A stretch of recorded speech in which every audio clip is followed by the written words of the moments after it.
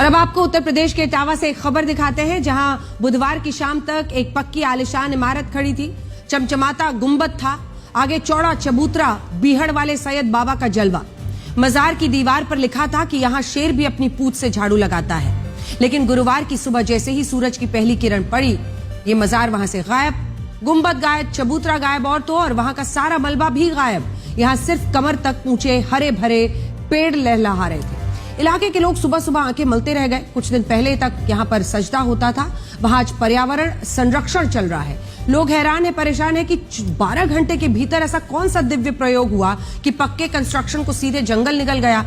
ये मजार आसमान में कैसे लुप्त हो गई, जमीन में समा गई। धार्मिक मॉडल था जिसकी एक्सपायरी डेट अचानक कैसे आ गई। हमारे देश में सरकारी जमीन पर मजार, मंदिर, धार्मिक ढांचे का प्रकट होना कोई नई बात नहीं है। ये एक स्थापित बिजनेस और लैंड मॉडल है। पहले एक सुनसान सरकारी या वन विभाग की जमीन चुनी जाती है, वहां पर पहले चादर डाली जाती है या फिर कोई मूर्ति रख देता है, फिर वहां पक्का चबूतरा बन जाता है, फिर कभी मजार, कभी मंदिर, अवैध किला तक खड़ा हो जाता है। इटावा शहर से 1.5 किलोमीटर दूर इस फिशर वन क्षेत्र की 3000 स्क्वायर फीट सरकारी जमीन पर यही मॉडल सालों से फल फूल रहा था। हर साल फरवरी में उर्स होता था, 5 से 7 हजार लोग आते थे, कव्वालियां होती थी। एक चीज नहीं थी, जमीन के कागजात। जमीन के कागजात थे ही नहीं। इस मजार के केयरटेकर फजल इलाही का दावा था कि यह मजार 800 साल पुरानी है। जब जनवरी में मामला सीएल मुख्यमंत्री पोर्टल पर पहुंचा तो वन विभाग ने कहा कि इस जमीन के कागजात लाओ। 3 महीने तक कोर्ट कचहरी और सुनवाई चली। मजार के पैरोकार मजार की उम्र तो 800 साल बताते रहे, लेकिन 8 महीने पुराना भी कोई सरकारी कागज नहीं दिखा पाए।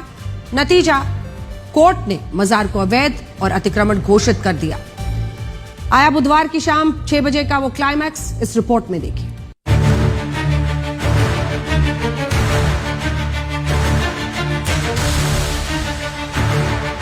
ये वही जगह है जहां पर मजार बनी हुई थी और अब यहाँ पर वृक्ष लगे हुए हैं, वृक्षारोपण कराया गया है।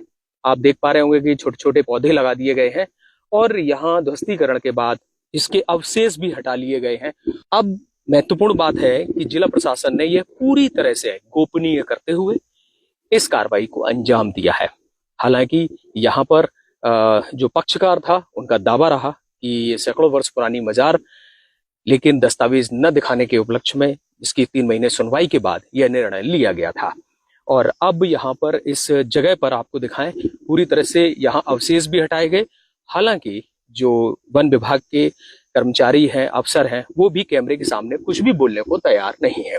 इस जगह को अगर आप देखेंगे तो यहाँ पर सीमेंटेड, ये सीमेंट की ईंट, पत्थर, गिट्टी, प्लास्टर की हुई, रंगी पुती हुई अवशेष अभी भी बाकी है। और जिला प्रशासन का ये गोपनीय तरीके से किया गया ध्वस्तीकरण का जो कार्रवाई है वह बहुत ही शांतिपूर्ण तरीके से किया गया और यहाँ मीडिया को भी दूर रखा गया।